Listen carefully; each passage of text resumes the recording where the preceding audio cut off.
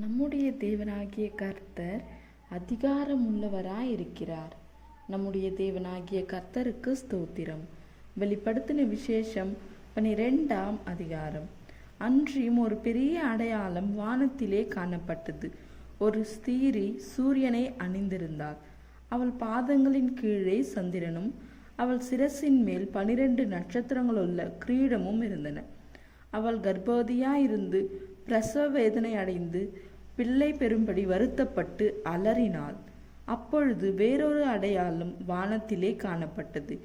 7 தலைகளையும் 10 கொம்புகளையும் தன் தலைகளின் மேல் 7 முடிகளையும் சிவப்பான பெரிய வலு சர்ப்பம் இருந்தது. அதன் வால் வானத்தின் நட்சத்திரங்களில் 1/3 பங்கை இழுத்து அவைகளை பூமியில் வீழ தள்ளிற்று. பிரசவ வேதனைப்படுகிற அந்த ஸ்திரீ பிள்ளை பெற்ற உடனே அவளுடைய பிள்ளையை பட்சித்து போடும்படிக்கு அந்த வலு சர்ப்பம் அவளுக்கு முன்பாக நின்றது. சகல ஜாதிகளையும் இருப்புக்கோலால் ஆளுகை செய்யும் ஆண் பிள்ளையை அவள் பெற்றாள். அவளுடைய பிள்ளை தேவனிடத்திற்கும் அவருடைய சிங்காசனத்தின் இடத்திற்கும் எடுத்து கொள்ளப்பட்டது. ஸ்திரீயானவள் வனாந்தரத்திற்கு ஓடிப்போனாள். அங்கே 1260 நாளளவும் அவளை போஷிப்பதற்காக தேவனால் ஆயத்தமாக்கப்பட்ட இடம் அவளுக்கு உண்டாயிருந்தது. வானத்திலே யுத்தம் உண்டாயிற்று. மீகாவேலும் அவனை சேர்ந்த தூதர்களும் வலு சர்ப்பத்தோடு யுத்தம் பண்ணினார்கள். வலு சர்ப்பமும் அதை சேர்ந்த தூதரும் யுத்தம் பண்ணியும் ஜெயங்கொள்ளவில்லை. வானத்தில் அவர்கள் இருந்த இடமும் காணப்படாமற் போயிற்று. உலகம் அனைத்தையும் மோசம் போக்குகிற பிசாசு என்னும் சாத்தான் என்றும் சொல்லப்பட்ட பழைய பாம்பாகிய பெரிய வலு சர்ப்பம் தள்ளப்பட்டது. அது பூமியிலே விழ தள்ளப்பட்டது. அதனோடு கூட அதை சேர்ந்த தூதரும் தள்ளப்பட்டார்கள். அப்பொழுது வானத்திலே ஒரு பெரிய சத்தம் உண்டாகி, இப்பொழுது இரட்சிப்பும் வல்லமையும் நமது தேவனுடைய ராஜ்யமும் அவருடைய கிறிஸ்துவின் அதிகாரமும் உண்டாயிருக்கிறது. இரவும் பகலும் நம்முடைய தேவனுக்கு முன்பாக நம்முடைய சகோதரர் மேல் குற்றம் சுமத்தும் பொருட்டு அவர்கள் மேல் குற்றம் சாட்டுகிறவன் தாழ தள்ளப்பட்டு போனான். மரணம் நேருகிறதா இருந்தாலும் அதற்கு தப்பும்படி தங்கள் ஜீவனையும் பாராமல் ஆட்டுக்குட்டியின் இரத்தத்தினாலும் தங்கள் சாட்சியின் வசனத்தினாலும் அவனை ஜெயித்தார்கள். ஆகையால் பரலோகங்களே, அவைகளில் வாசமாயிருக்கிறவர்களே, களி கூறுங்கள். பூமியிலும் சமுத்திரத்திலும் குடியிருக்கிறவர்களே, ஐயோ, பிசாசானவன் தனக்கு கொஞ்ச காலம் மாத்திரம் உண்டென்று அறிந்து மிகுந்த கோபம் கொண்டு உங்களிடத்தில் இறங்கினபடியால் உங்களுக்கு ஆபத்து வரும் என்று சொல்ல கேட்டேன். வலு சர்ப்பமானது தான் பூமியிலே தள்ளப்பட்டதை அறிந்து அந்த ஆண் பிள்ளையை பெற்ற ஸ்திரீயை துன்பப்படுத்தினது. ஸ்திரீ ஆனவள் அந்த பாம்பின் முகத்திற்கு விலகி ஒரு காலங்களும் அரை காலமுமாக போஷிக்கப்படத்தக்கதாய் வனாந்தரத்தில் உள்ள தன் இடத்திற்கு பறந்து போகும்படி பெருங்கழுகின் 2 சிறகுகள் அவர்களுக்கு கொடுக்கப்பட்டது. அப்பொழுது அந்த ஸ்திரீயை வெள்ளம் கொண்டு போகும்படிக்கு பாம்பானது தன் வாயிலிருந்து ஒரு நதி போன்ற வெள்ளத்தை அவளுக்கு பின்னாக ஊற்றிவிட்டது. பூமியானது ஸ்திரீக்கு உதவியாக தன் வாயை திறந்து வலு சர்ப்பம் தன் வாயிலிருந்து ஊற்றின வெள்ளத்தை விழுங்கினது. அப்பொழுது வலு சர்ப்பமானது ஸ்திரீயின் மேல் கோபம் கொண்டு தேவனுடைய கற்பனைகளை கைக்கொள்ளுகிறவர்களும் இயேசு கிறிஸ்துவை குறித்து சாட்சியை உடையவர்களும் ஆகிய அவளுடைய சந்ததியான மற்றவர்களுடனே யுத்தம் பண்ண போயிற்று. ஆமேன். வெளிப்படுத்தின விசேஷம் 13ஆம் அதிகாரம். பின்பு நான் கடற்கரை மணலின் மேல் நின்றேன். அப்பொழுது சமுத்திரத்திலிருந்து ஒரு மிருகம் எழும்பி வர கண்டேன். அதற்கு 7 தலைகளும் 10 கொம்புகளும் இருந்தன. அதன் கொம்புகளின் மேல் 10 முடிகளும் அதன் தலைகளின் மேல் தூஷணமான நாமமும் இருந்தன. நான் கண்ட மிருகம் சிறுத்தையை போலிருந்தது. அதன் கால்கள் கரடியின் கால்களைப் போலவும் அதன் வாய் சிங்கத்தின் வாயைப் போலவும் இருந்தன. வலு சர்ப்பமானது தன் பலத்தையும் தன் சிங்காசனத்தையும் மிகுந்த அதிகாரத்தையும் அதற்கு கொடுத்திருந்தது. அதன் தலைகளில் ஒன்று சாவுக்கு ஏதுவாய் காயப்பட்டிருக்க கண்டேன். ஆனாலும் சாவுக்கு ஏதுவான அந்த காயம் ஸ்வஸ்தமாக்கப்பட்டது. பூமியில் உள்ள யாவரும் ஆச்சரியத்தோடு அந்த மிருகத்தை பின்பற்றி அந்த மிருகத்திற்கு அப்படிப்பட்ட அதிகாரம் கொடுத்த வலு சர்பத்தை வணங்கினார்கள். அல்லாமலும் மிருகத்திற்கு ஒப்பானவன் யார், அதனோடே யுத்தம் பண்ணத்தக்கவன் யார் என்று சொல்லி மிருகத்தையும் வணங்கினார்கள். பெருமையானவைகளையும் தூஷணங்களையும் பேசும் வாய் அதற்கு கொடுக்கப்பட்டது. அல்லாமலும் 42 மாதம் யுத்தம் பண்ண அதற்கு அதிகாரம் கொடுக்கப்பட்டது. அது தேவனை தூஷிக்கும்படி தன் வாயை திறந்து அவருடைய நாமத்தையும் அவருடைய வாசஸ்தலத்தையும் பரலோகத்தில் வாசமாய் இருக்கிறவர்களையும் தூஷித்து, மேலும் பரிசுத்தவான்களோடே யுத்தம் பண்ணி அவர்களை ஜெயிக்கும்படிக்கு அதற்கு அதிகாரம் கொடுக்கப்பட்டதும் அல்லாமல் ஒவ்வொரு கோத்திரத்தின் மேலும் பாஷைக்காரர் மேலும் ஜாதிகள் மேலும் அதற்கு அதிகாரம் கொடுக்கப்பட்டது. உலக தோற்றம் முதல் அடிக்கப்பட்ட ஆட்டுக்குட்டியினுடைய ஜீவ புஸ்தகத்தில் பேர் எழுதப்பட்டிராத பூமியின் குடிகள் யாவரும் அதை வணங்குவார்கள். காதுள்ளவன் எவனோ அவன் கேட்க கடவன். சிறைப்படுத்தி கொண்டு போகிறவன் சிறைப்பட்டு போவான். பட்டயத்தினாலே கொல்லுகிறவன் பட்டயத்தினாலே கொல்லப்பட வேண்டும். பரிசுத்தவான்களுடைய பொறுமையும் விசுவாசமும் இதிலே விளங்கும். பின்பு வேறொரு மிருகம் பூமியிலிருந்து எழும்ப கண்டேன். அது ஒரு ஆட்டுக்குட்டிக்கு ஒப்பாக 2 கொம்புகள் உடையதாயிருந்தது. வலு சர்பத்தை போல பேசினது. அது முந்தின மிருகத்தின் அதிகாரம் முழுவதையும் அதன் முன்பாக நடப்பித்து, சாவுக்கேதுவான காயம் ஆற சொஸ்தமடைந்த முந்தின மிருகத்தை பூமியும் அதன் குடிகளும் வணங்கும்படி செய்தது.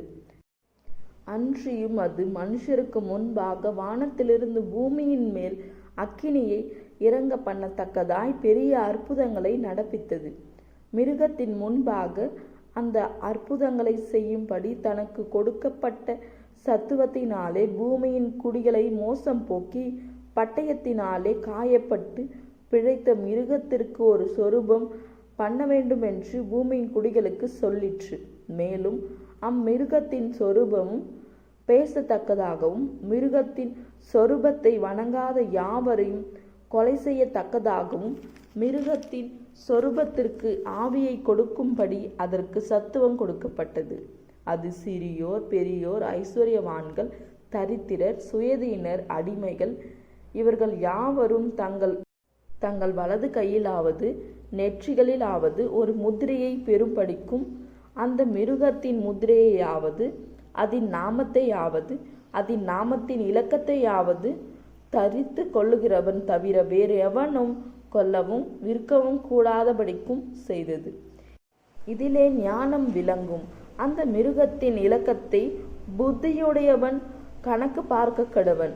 அது மனுஷருடைய இலக்கமாயிருக்கிறது. அதனுடைய இலக்கம் 666. ஆமேன். வெளிப்படுத்தின விசேஷம் 14ஆம் அதிகாரம். பின்பு நான் பார்த்தபோது, இதோ சீயோன் மலையின் மேல் ஆட்டுக்குட்டியானவரையும் அவரோடு கூட அவருடைய பிதாவின் நாமம் தங்கள் நெற்றிகளில் எழுதப்பட்டிருந்த 144,000 பேரையும் நிற்க கண்டேன். அல்லாமலும் பெருவெள்ள இரைச்சலை போலவும் பலத்த இடிமுழக்கம் போலவும் ஒரு சத்தம் வானத்திலிருந்து உண்டாக கேட்டேன். நான் கேட்ட சத்தம் சுரமண்டலக்காரர் தங்கள் சுரமண்டலங்களை வாசிக்கிற ஓசையை போல் இருந்தது. அவர்கள் சிங்காசனத்திற்கு முன்பாகவும் 4 ஜீவன்களுக்கு முன்பாகவும் மூப்பர்களுக்கு முன்பாகவும் புதுப்பாட்டை பாடினார்கள். அந்த பாட்டு பூமியிலிருந்து மீட்டு கொள்ளப்பட்ட 144,000 பேரை அல்லாமல் வேறொருவரும் கற்றுக்கொள்ளக்கூடாதிருந்தது. ஸ்திரீகளால் தங்களை கரைப்படுத்தாதவர்கள் இவர்களே, கற்புள்ளவர்கள் இவர்களே, ஆட்டுக்குட்டியானவர் எங்கே போனாலும் அவரை பின்பற்றுகிறவர்கள் இவர்களே. இவர்கள் மனுஷரிலிருந்து தேவனுக்கும் ஆட்டுக்குட்டியானவருக்கும் முதற் பலனாக மீட்டு கொள்ளப்பட்டவர்கள். இவர்களுடைய வாயிலே கபடம் காணப்படவில்லை. இவர்கள் தேவனுடைய சிங்காசனத்திற்கு முன்பாக மாசில்லாதவர்களாயிருக்கிறார்கள். பின்பு வேறொரு தூதன் வானத்தின் மத்தியிலே பறக்க கண்டேன். அவன் பூமியில் வாசம் பண்ணுகிற சகல ஜாதிகளுக்கும் கோத்திரத்தாருக்கும் பாஷைக்காரருக்கும் ஜனக்கூட்டத்தாருக்கும் அறிவிக்கத்தக்கதாக நித்திய சுவிசேஷத்தை உடையவனாயிருந்து மிகுந்த சத்தமிட்டு தேவனுக்கு பயந்து அவரை மகிமைப்படுத்துங்கள். அவர் நியாய தீர்ப்பு கொடுக்கும் வேளை வந்தது. வானத்தையும் பூமியையும் சமுத்திரத்தையும் நீரூற்றுகளையும் உண்டாக்கினவரையே தொழுது கொள்ளுங்கள் என்று கூறினார். வேறொரு தூதன் பின் சென்று, பாபிலோன் மகாநகரம் விழுந்தது விழுந்தது, தன் வேசித்தனமாகிய உக்கிரமான மதுவை சகல ஜாதிகளுக்கும் குடிக்க கொடுத்தாளே என்றான். அவர்களுக்கு பின்னே மூன்றாம் தூதன் வந்து மிகுந்த சத்தமிட்டு மிருகத்தையும் அதன் சொரூபத்தையும் வணங்கின தன் நெற்றியிலாவது தன் கையிலாவது அதன் முதிரையை தரித்து கொள்ளுகிறவன் எவனோ அவன் தேவனுடைய கோப அக்னியாகிய பாத்திரத்திலே கலப்பம் இல்லாமல் வார்க்கப்பட்ட அவருடைய உக்கிரமாகிய மதுவை குடித்து பரிசுத்த தூதர்களுக்கு முன்பாகவும் ஆட்டுக்குட்டியானவருக்கு முன்பாகவும் அக்கினியினாலும் கந்தகத்தினாலும் வாதிக்கப்படுவான். அவர்களுடைய வாதையின் புகை சதா காலங்களிலும் எழும்பும். மிருகத்தையும் அதன் சொரூபத்தையும் வணங்குகிறவர்களுக்கும் அதனுடைய நாமத்தின் முதிரையை தரித்து கொள்ளுகிற எவனுக்கும் இரவும் பகலும் இளைப்பாறுதல் இராது. தேவனுடைய கற்பனைகளையும் இயேசுவின் மேலுள்ள விசுவாசத்தையும் காத்து கொள்ளுகிறவர்கள் ஆகிய பரிசுத்தவான்களுடைய பொறுமை இதிலே விளங்கும் என்று கூறினான். பின்பு பரலோகத்திலிருந்து ஒரு சத்தம் உண்டாக கேட்டேன். அது, கர்த்தருக்குள் மரிக்கிறவர்கள் இது முதல் பாக்கியவான்கள் என்றெழுது. அவர்கள் தங்கள் பிரயாசங்களை விட்டொழிந்து இளைப்பாறுவார்கள். அவர்களுடைய கிரியைகள் அவர்களோடே கூட போகும். ஆவியானவரும் ஆம் என்று திருவுளம் பற்றுகிறார் என்று சொல்லிற்று. பின்பு நான் பார்த்தபோது, இதோ வெண்மையான மேகத்தையும் அந்த மேகத்தின் மேல் மனுஷகுமாரனுக்கு ஒப்பானவராய் தமது சிரசின் மேல் பொற்கிரீடத்தை தமது கையிலே கருக்குள்ள அறிவாளையுடைய ஒருவர் உட்கார்ந்திருக்கிறதையும் கண்டேன். அப்பொழுது வேறொரு தூதன் தேவாலயத்திலிருந்து புறப்பட்டு மேகத்தின் மேல் உட்கார்ந்திருக்கிறவரை நோக்கி, பூமியின் பயிர் முதிர்ந்தது, அறுக்கிறதற்கு காலம் வந்தது, ஆகையால் உம்முடைய அறிவாளை நீட்டி அறுத்துவிடும் என்று மிகுந்த சத்தமிட்டு சொன்னார். அப்பொழுது மேகத்தின் மேல் உட்கார்ந்தவர் தமது அறிவாளை பூமியின் மேல் நீட்டினார். பூமியின் விளைவு அறுப்புண்டது. பின்பு வேறொரு தூதனும் கருக்குள்ள அறிவாளை பிடித்து கொண்டு பரலோகத்தில் உள்ள தேவாலயத்திலிருந்து புறப்பட்டு வந்தான். அக்கினியின் மேல் அதிகாரம் உள்ள வேறொரு தூதனும் பலிபீடத்திலிருந்து புறப்பட்டு வந்து கருக்குள்ள அறிவாளை பிடித்திருக்கிறவனை நோக்கி, பூமியின் திராட்சை பழங்கள் பழுத்திருக்கிறது, கருக்குள்ள உமது அறிவாளை நீட்டி அதன் குலைகளை அறுத்துவிடும் என்று மிகுந்த சத்தத்தோடே சொன்னான். அப்பொழுது அந்த தூதன் தன் அறிவாளை பூமியின் மேல் நீட்டி பூமியின் திராட்சை பழங்களை அறுத்து தேவனுடைய கோப அக்கினி என்னும் பெரிய ஆலையிலே போட்டான். நரகத்திற்கு புறம்பே உள்ள அந்த ஆலையிலே அது மிதிக்கப்பட்டது. அந்த ஆலையிலிருந்து 1600 ஸ்தாதா தூரத்திற்கு இரத்தம் புறப்பட்டு குதிரைகளின் கடிவாளங்கள் மட்டும் பெருகி வந்தது. ஆமேன். வெளிப்படுத்தின விசேஷம் 15ஆம் அதிகாரம். பின்பு வானத்திலே பெரிதும் ஆச்சரியமுமான வேறோடு அடையாளமாகிய கடைசி 7 வாதைகளுடைய 7 தூதரை கண்டேன். அவைகளால் தேவனுடைய கோபம் முடிகிறது. அன்றியும் அக்கினி கலந்த கண்ணாடி கடல் போன்ற ஒரு கடலையும் மிருகத்திற்கும் அதன் சொரூபத்திற்கும் அதன் முத்திரைக்கும் அதன் நாமத்தின் இலக்கத்திற்கும் உள்ளாகாமல் ஜெயங்கொண்டவர்கள் தேவ சுரமண்டலங்களை பிடித்து கொண்டு அந்த கண்ணாடி கடல் அருகே நிற்கிறதையும் கண்டேன்.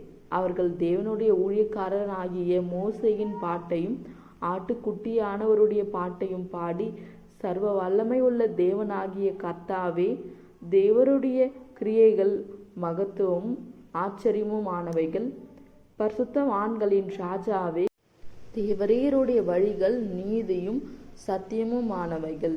கர்த்தாவே, யாரோமுக்கு பயப்படாமலும் உமது நாமத்தை மகிமைப்படுத்தாமலும் இருக்கலாம். தேவரீர் ஒருவரே பரிசுத்தர். எல்லா சாதிகளும் வந்து உமக்கு முன்பாக தொழுது கொள்ளுவார்கள். உம்முடைய நீதியான செயல்கள் வெளியரங்கமாயின என்றார்கள். இவைகளுக்கு பின்பு நான் பார்த்தபோது, இதோ பரலோகத்திலே சாட்சியின் கூடாரமாகிய ஆலயம் திறக்கப்பட்டது.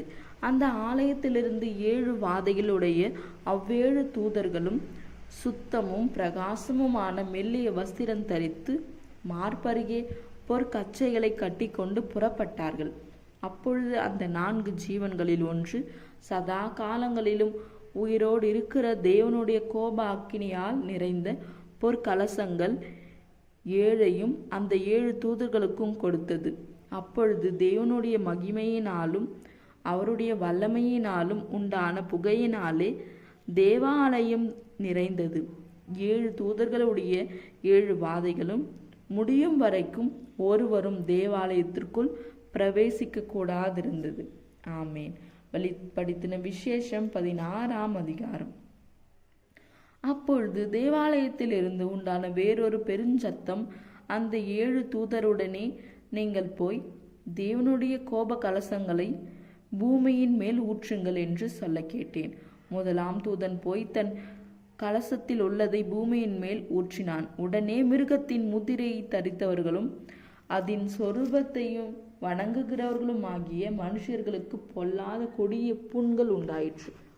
இரண்டாம் தூதன் தன் கலசத்தில் உள்ளதை சமுத்திரத்திலே ஊற்றினான். உடனே அது செத்தவனுடைய இரத்தம் போல் ஆயிற்று. சமுத்திரத்தில் உள்ள பிராணிகள் யாவும் மாண்டு போயின. மூன்றாம் தூதன் தன் கலசத்தில் உள்ளதை ஆறுகளிலும் நீரூற்றுகளிலும் ஊற்றினான்.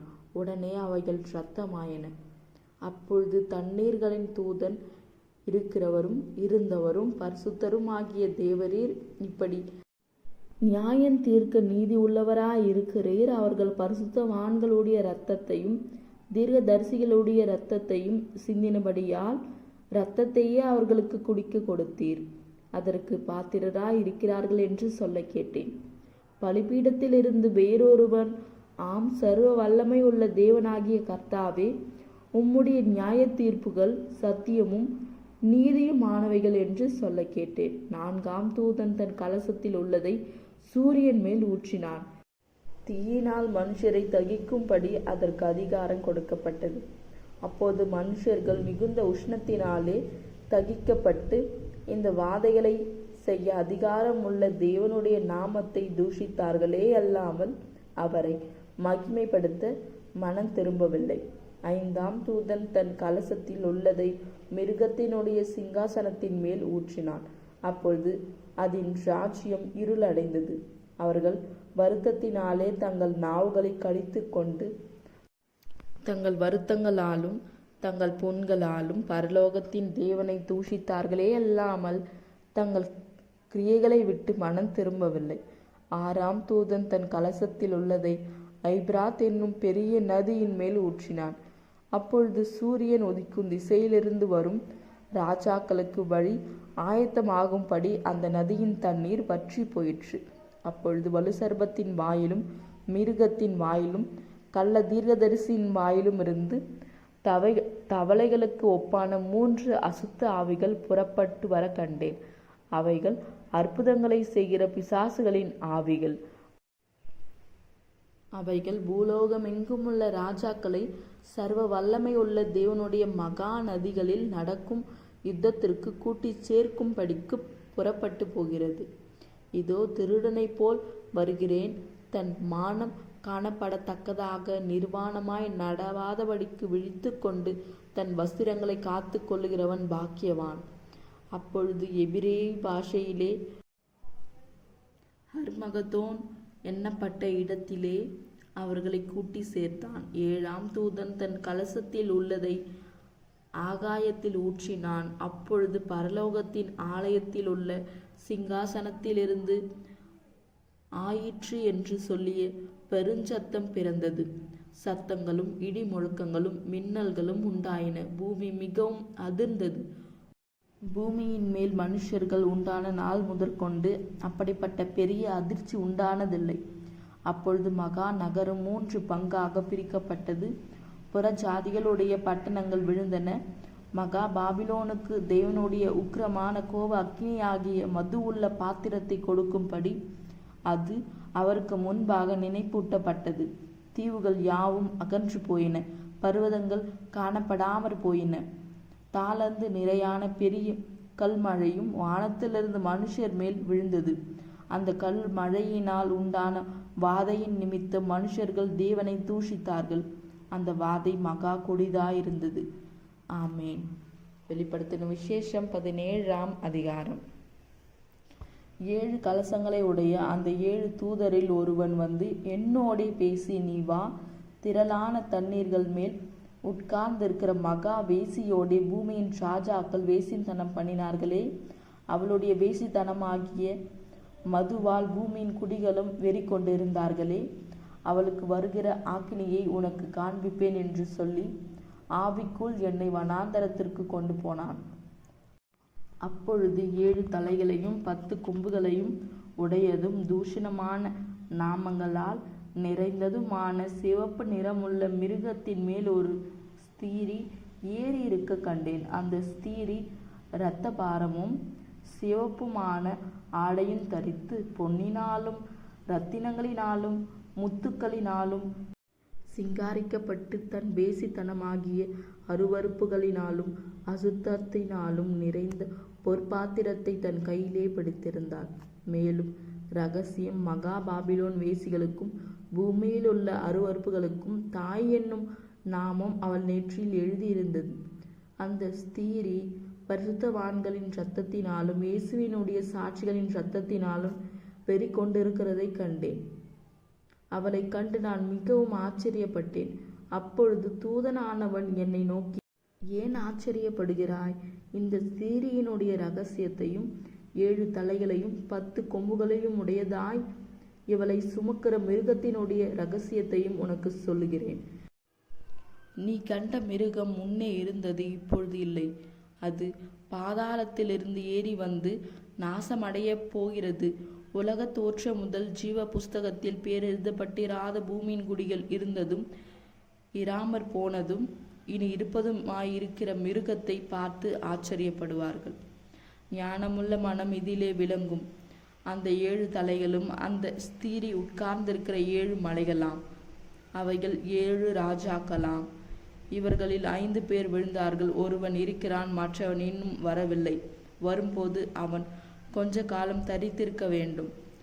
இருந்ததும் இராததுமாகிய மிருகமே எட்டாதவனும் அவ்வேளிலிருந்து தோன்றுகிறவனும் நாசமடைய போகிறவனுமாயிருக்கிறான். நீ கண்ட 10 கொம்புகளும் 10 ராஜாக்களாம்.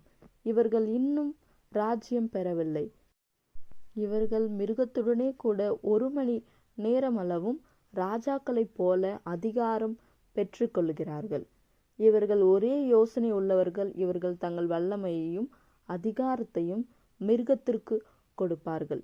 இவர்கள் ஆட்டுக்குட்டியானவருடனே யுத்தம் பண்ணுவார்கள்.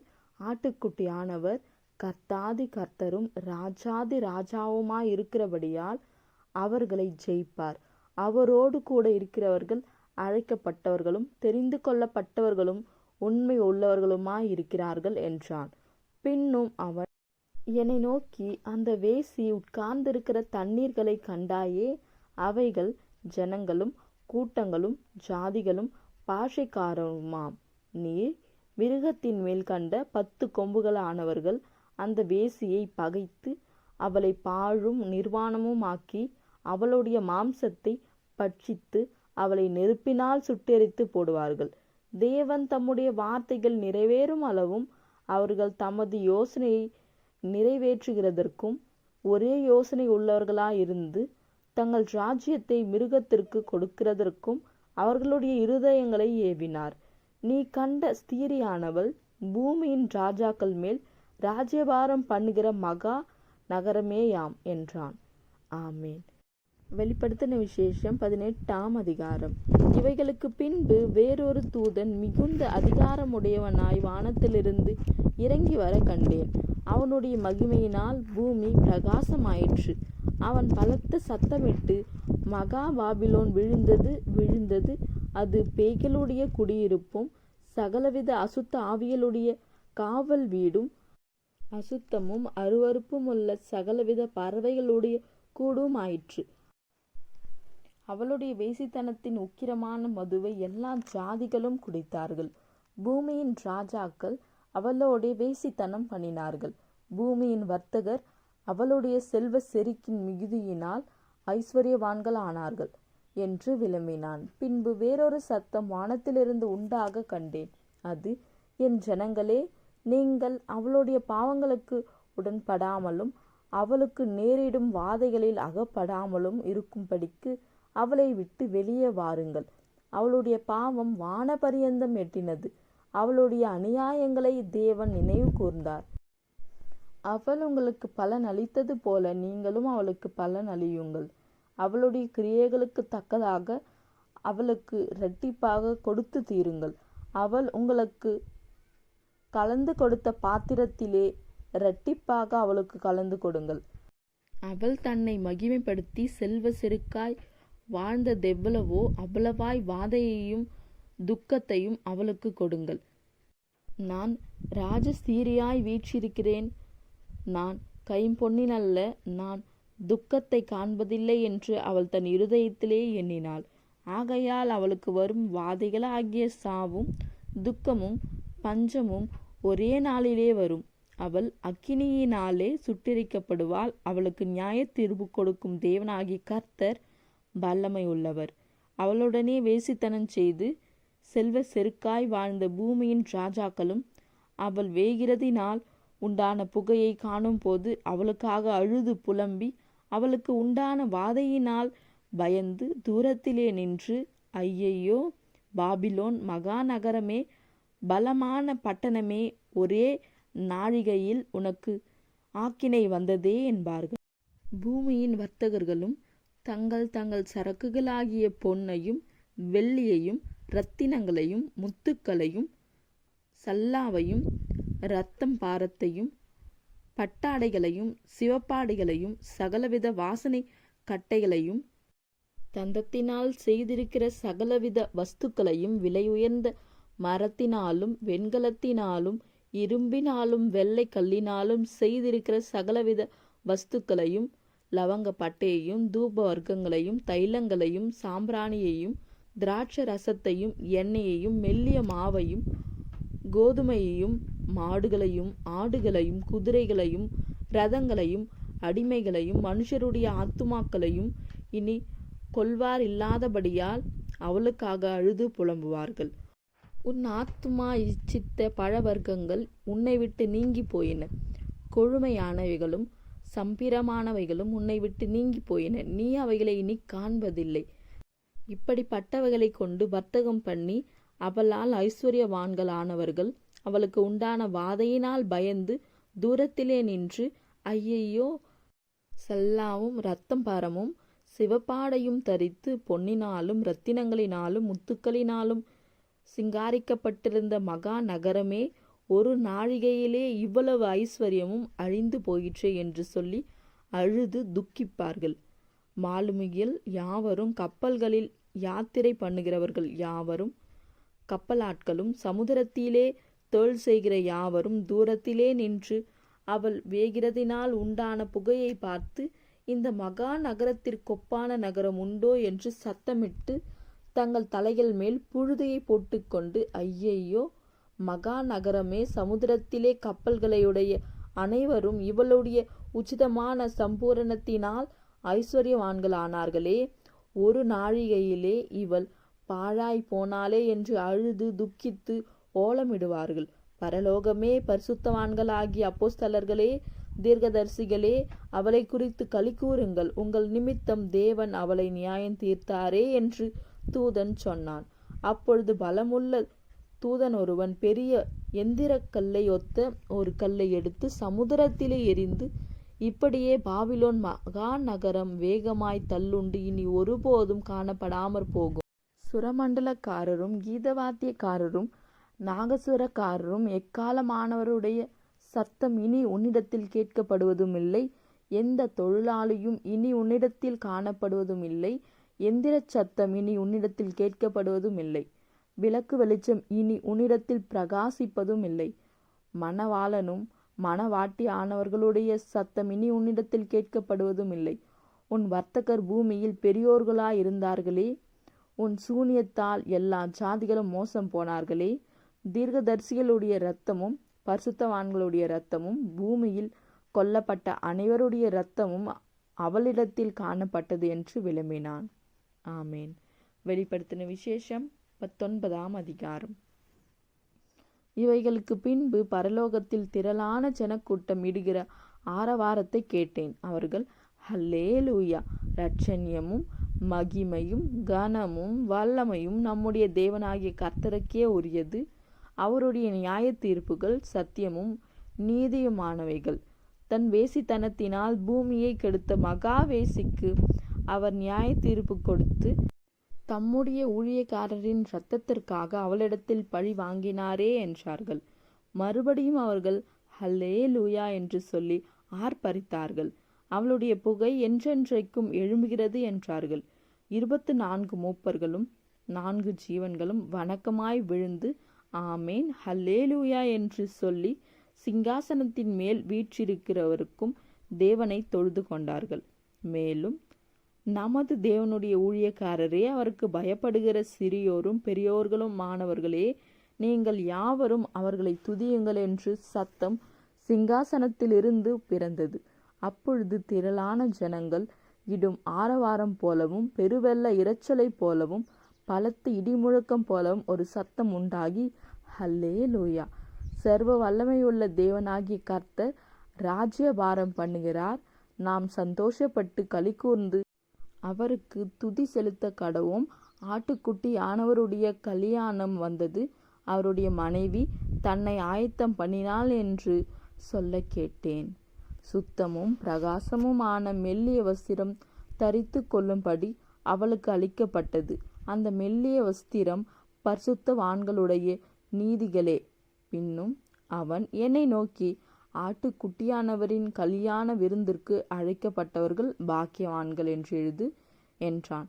மேலும் இவைகள் தேவனுடைய சத்தியமான வசனங்கள் என்று என்னுடனே சொன்னான்.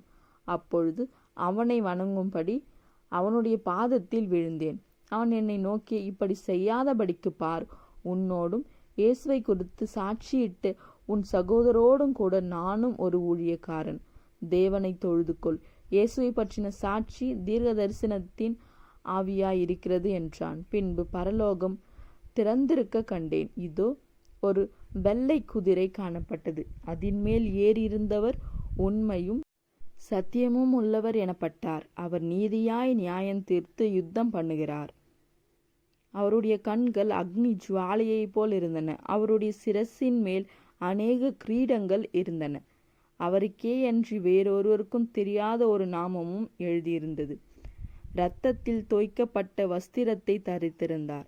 அவருடைய நாமம் தேவனுடைய வார்த்தை என்பதே.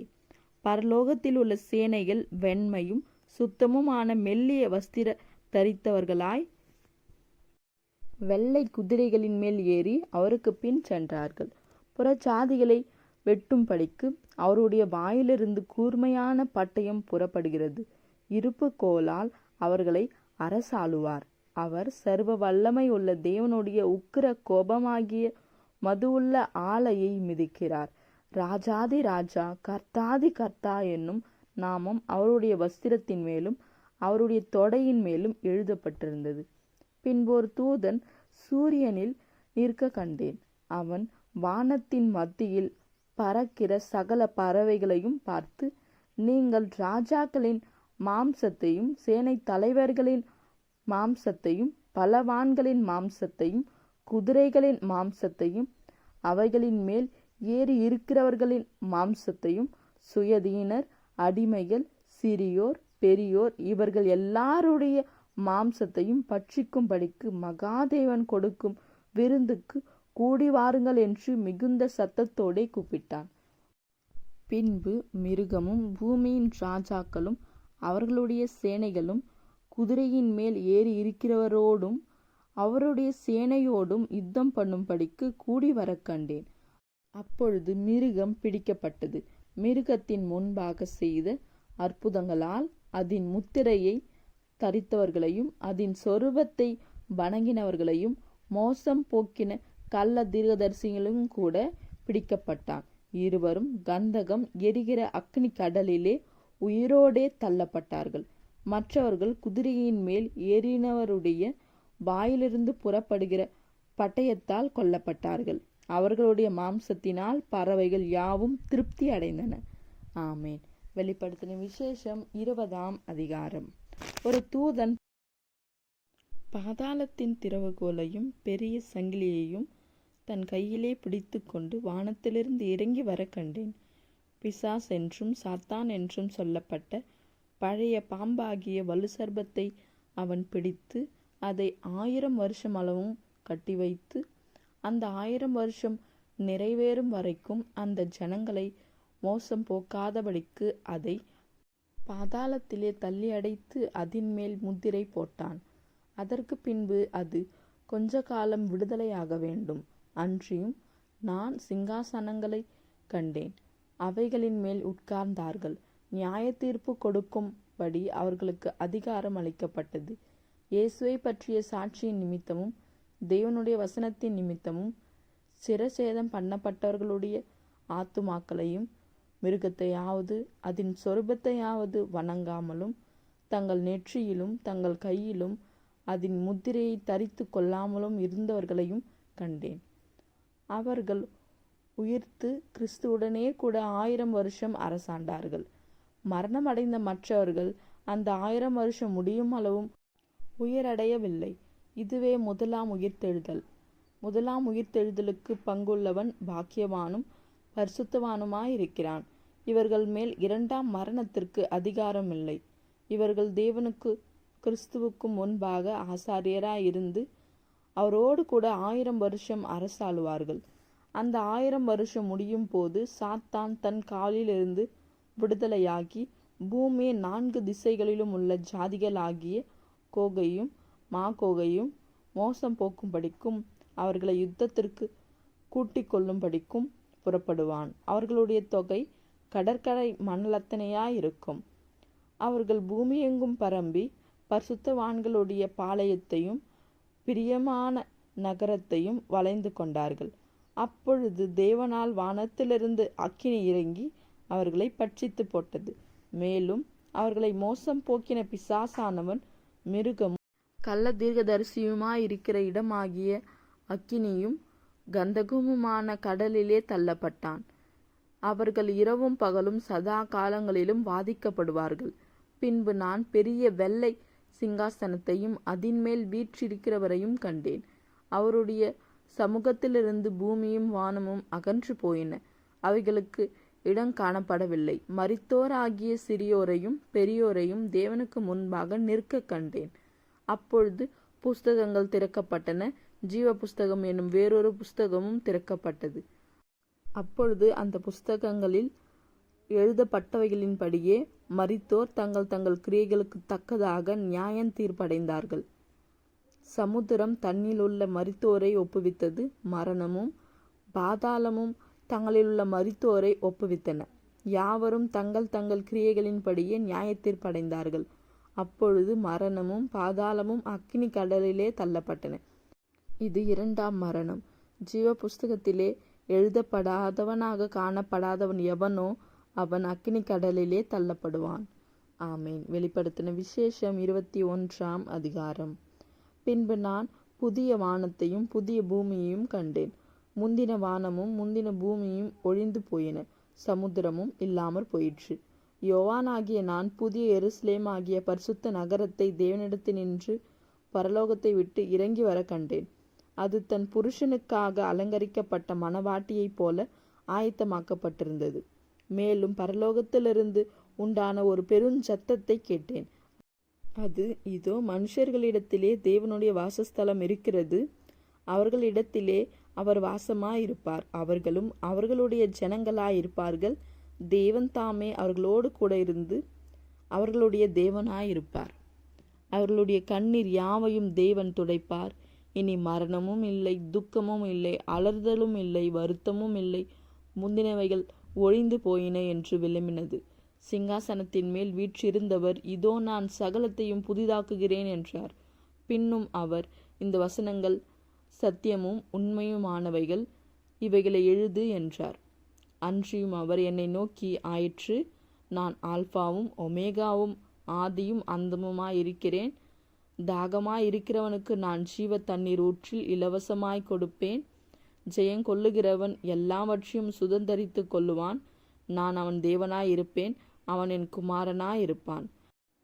பயப்படுகிறவர்களும் அவிவிசுவாசிகளும் அருவருப்பானவர்களும் கொலைபாதகரும் விபச்சாரக்காரரும் சூனியக்காரரும் விக்கிரக ஆராதனைக்காரரும் பொய்யார் அனைவரும் இரண்டாம் மரணமாகிய அக்கினியும் கந்தகமும் எரிகிற கடலிலே பங்கடைவார்கள் என்றார்.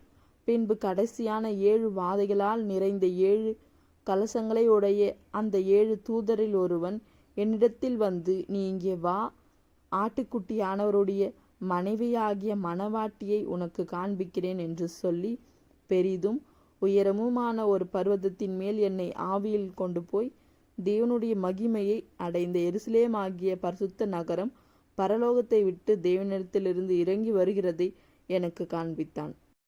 அதன் பிரகாசம் மிகவும் விலை உயர்ந்த இரத்தின கல்லை போலவும் பளிங்கொலியுள்ள வஜ்ரக்கல்லை போலவும் இருந்தது. அதற்கு பெரிதும் உயரமுமான மதிலும், கிழக்கே 3 வாசல்கள், வடக்கே 3 வாசல்கள், தெற்கே 3 வாசல்கள், மேற்கே 3 வாசல்கள் ஆக 12 வாசல்களும் இருந்தன. வாசலின் அருகே 12 தூதர்கள் இருந்தார்கள். அந்த வாசல்களின் மேல் இஸ்ரவேல் சந்ததியாராகிய 12 கோத்திரத்தாருடைய நாமங்களும் எழுதப்பட்டிருந்தன. நகரத்தின் மதிலுக்கு 12 அஸ்திபார கற்கள் இருந்தன. அவைகள் மேல் ஆட்டுக்குட்டி ஆனவருடைய 12 அப்போஸ்தலரின் 12 நாமங்களும் பதிந்திருந்தன. என்னுடனே பேசினவன் நகரத்தையும் அதன் வாசல்களையும் அதன் மதில்களையும் அளக்கிறதற்கு ஒரு பொற்கோலை பிடித்திருந்தான். அந்த நகரம் சதுரமாயிருந்தது, அதன் அகலமும் நீளமும் சமமாயிருந்தது. அவன் அந்த கோலினால் நகரத்தை அளந்தான். அது 12,000 ஸ்தாதாதி அளவாயிருந்தது. அதன் நீளமும் அகலமும் உயரமும் சமமாயிருந்தது. அவன் அதன் மதிலை அளந்தபோது அது தூதனுடைய அளவாகிய மனுஷ அளவின்படியே 144 முழமாயிருந்தது. அதன் மதில் வஜ்ரக்கல்லால் கட்டப்பட்டிருந்தது. நகரம் தெளிந்த பளிங்குக்கு ஒப்பான சுத்த பொன்னினால் இருந்தது. நகரத்து மதிலின் அஸ்திபாரங்கள் சகலவித இரத்தினங்களினாலும் அலங்கரிக்கப்பட்டிருந்தன. முதலாம் அஸ்திபாரம் வஜ்ரக்கல், 2வது இந்திர நீலம், 3வது சந்திரகாந்தம், 4வது மரகதம், 5வது கோமேதகம், 6வது பதுமரகம், 7வது ஸ்வர்ண இரத்தினம், 8வது படிக பச்சை, 9வது புஷ்பகாரம், 10வது வைடூரியம், 11வது சூநீரம், 12வது சுகந்தி. இவைகளே 12 வாசல்களும் 12 முத்துக்களாயிருந்தன. ஒவ்வொரு வாசலும் ஒவ்வொரு முத்தாயிருந்தது. நகரத்தின் வீதி தெளிவுள்ள பளிங்கு போல சுத்த பொன்னாயிருந்தது. அதிலே தேவாலயத்தை நான் காணவில்லை. சர்வ வல்லமையுள்ள தேவனாகிய கர்த்தரும் ஆட்டுக்குட்டியானவருமே அதற்கு ஆலயம். நகரத்திற்கு வெளிச்சம் கொடுக்க சூரியனும் சந்திரனும் அதற்கு வேண்டுவதில்லை. தேவனுடைய மகிமையே அதை பிரகாசிப்பித்தது. ஆட்டுக்குட்டியானவரே அதற்கு விளக்கு. ரட்சிக்கப்படுகிற ஜனங்கள் அதன் வெளிச்சத்திலே நடப்பட்டார்கள். பூமியின் ராஜாக்கள் தங்கள் மகிமையும் கனத்தையும் அதற்குள்ளே கொண்டு வருவார்கள். அங்கே ராக்காலம் இல்லாதபடியால் அதன் வாசல்கள் பகலில் அடைக்கப்படுவதே இல்லை. உலகத்தாருடைய மகிமையும் கனத்தையும் அதற்குள்ளே கொண்டு வருவார்கள். தீட்டுள்ளதும் அருவருப்பையும் பொய்யையும் நடப்பிக்கிறதுமாகிய ஒன்றும் அதில் பிரவேசிப்பதில்லை. ஆட்டுக்குட்டியானவரின் ஜீவ புஸ்தகத்தில் எழுதப்பட்டவர்கள் மாத்திரம் அதில் பிரவேசிப்பார்கள். ஆமேன். வெளிப்படுத்தின விசேஷம் 22ஆம் அதிகாரம். பரிசுத்த வேதாகமத்தில் இது கடைசி அதிகாரம். இதுவரையில் என்னை வழிநடத்தி வந்த தேவனாகிய கர்த்தருக்கு ஸ்தோத்திரம், ஸ்தோத்திரம், ஸ்தோத்திரம். பின்பு பளிங்கை போல் தெளிவான ஜீவ தண்ணீர் உள்ள சுத்தமான நதி தேவனும் ஆட்டுக்குட்டியானவரும் இருக்கிற சிங்காசனத்திலிருந்து புறப்பட்டு வருகிறதை எனக்கு காண்பித்தான். நகரத்து வீதியின் மத்தியிலும் நதியின் இருக்கரையிலும் 12 விதமான கனிதரும் ஜீவ விருட்சம் இருந்தது. அது மாதந்தோறும் தன் கனியை கொடுக்கும். அந்த விருட்சத்தின் இலைகள் ஜனங்கள் ஆரோக்கியம் அடைகிறதற்கு ஏதுவானவைகள். இனி ஒரு சாபமும் இராது. தேவனும் ஆட்டுக்குட்டியானவரும் இருக்கிற சிங்காசனம் அதில் இருக்கும். அவருடைய ஊழியக்காரர் அவரை சேவித்து அவருடைய சமூகத்தை தரிசிப்பார்கள். அவருடைய நாமம் அவர்களுடைய நெற்றிகளில் இருக்கும். அங்கே ராக்காலம் இராது. விளக்கும் சூரியனுடைய வெளிச்சமும் அவர்களுக்கு வேண்டுவதில்லை. தேவனாகிய கர்த்தரே அவர்கள் மேல் பிரகாசிப்பார். அவர்கள் சதா காலங்களிலும் அரசாளுவார்கள். பின்பு அவர் என்னை நோக்கி, இந்த வசனங்கள் உண்மையும் சத்தியமுமானவைகள், சீக்கிரமாய் சம்பவிக்க வேண்டியவைகளை தம்முடைய ஊழியக்காரருக்கு காண்பிக்கும் பொருட்டு பரிசுத்த தீர்க்கதரிசிகளின் கர்த்தராகிய தேவனானவர் தம்முடைய தூதனை அனுப்பினார். இதோ சீக்கிரமாய் வருகிறேன். இந்த புஸ்தகத்தில் உள்ள தீர்க்க தரிசன வசனங்களை கை கொள்ளுகிறவன் பாக்கியவான் என்றார். யோவானாகிய நானே இவைகளை கண்டும் கேட்டும் இருந்தேன். நான் கேட்டு கண்டபோது இவைகளை எனக்கு காண்பித்த தூதனை வணங்கும்படி அவன் பாதத்தில் விழுந்தேன். அதற்கு அவன், நீ இப்படி செய்யாதபடிக்கு பார், உன்னோடும் உன் சகோதரரோடும் தீர்க்கதரிசிகளோடும் இந்த புஸ்தகத்தின் வசனங்களை கை கொள்ளுகிறவர்களோடும் கூட நானும் ஒரு ஊழியக்காரன். தேவனை தொழுது கொள் என்றான். பின்னும் அவர் என்னை நோக்கி, இந்த புஸ்தகத்தில் உள்ள தீர்க்க தரிசன வசனங்களை முத்திரை போட வேண்டாம், காலம் சமீபமாயிருக்கிறது.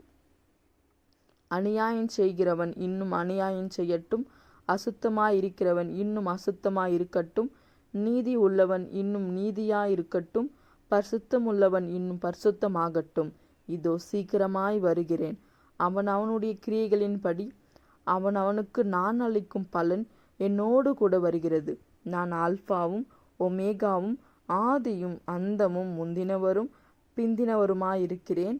ஜீவ விருட்சத்தின் மேல் அதிகாரம் உள்ளவர்களாவதற்கும் வாசல்கள் வழியாய் நகரத்துக்குள் பிரவேசிப்பதற்கும் அவருடைய கற்பனைகளின்படி செய்கிறவர்கள் பாக்கியவான்கள். நாய்களும் சூனியக்காரரும் விபச்சாரக்காரரும் கொலைபாதகரும் விக்கிரக ஆராதனைக்காரரும் பொய்யை விரும்பி அதன்படி செய்கிற யாவரும் புறம்பே இருப்பார்கள். சபைகளில் இவைகள் உங்களுக்கு சாட்சியாக அறிவிக்கும்படிக்கு இயேசுவாகிய நான் என் தூதனை அனுப்பினேன். நான் தாவீதின் வேரும் சந்ததியும் பிரகாசமுள்ள விடிவெள்ளி நட்சத்திரமுமாயிருக்கிறேன் என்றார். ஆவியும் மணவாட்டியும் வா என்றார்கள். கேட்கிறவனும் வா என்பானாக. தாகமாயிருக்கிறவன் வரக்கடவன். விருப்பமுள்ளவன் ஜீவ தண்ணீரை இலவசமாய் வாங்கி கொள்ள கடவன். இந்த புஸ்தகத்தில் உள்ள தீர்க்க தரிசன வசனங்களை கேட்கிற யாவருக்கும் நான் சாட்சியாக எச்சரிக்கிறதாவது, ஒருவன் இவைகளோடே எதையாகிலும் கூட்டினால் இந்த புஸ்தகத்தில் எழுதியிருக்கிற பாதைகளை தேவன் அவன் மேல் கூட்டுவார். ஒருவன் இந்த தீர்க்க தரிசன புஸ்தகத்தின் வசனங்களிலிருந்து எதையாகிலும் எடுத்து போட்டால் ஜீவ புஸ்தகத்திலிருந்தும் பரிசுத்த நகரத்திலிருந்தும் இந்த புஸ்தகத்தில் எழுதப்பட்டவைகளிலிருந்தும் அவனுடைய பங்கை தேவன் எடுத்து போடுவார். இவைகளை சாட்சியாக அறிவிக்கிறவர் மெய்யாகவே நான் சீக்கிரமாய் வருகிறேன் என்கிறார். ஆமேன். கர்த்தராகி இயேசுவே வாரும். நம்முடைய கர்த்தராகி இயேசு கிறிஸ்துவின் கிருபை உங்கள் அனைவரோடும் கூட இருப்பதாக. ஆமேன். ஆமேன். பரிசுத்த வேதாகமத்தை இந்நாளில் நான் முடித்த கிருபைக்கு தேவனாகிய கர்த்தருக்கு ஸ்தோத்திரம், ஸ்தோத்திரம், ஸ்தோத்திரம். ஆமேன்.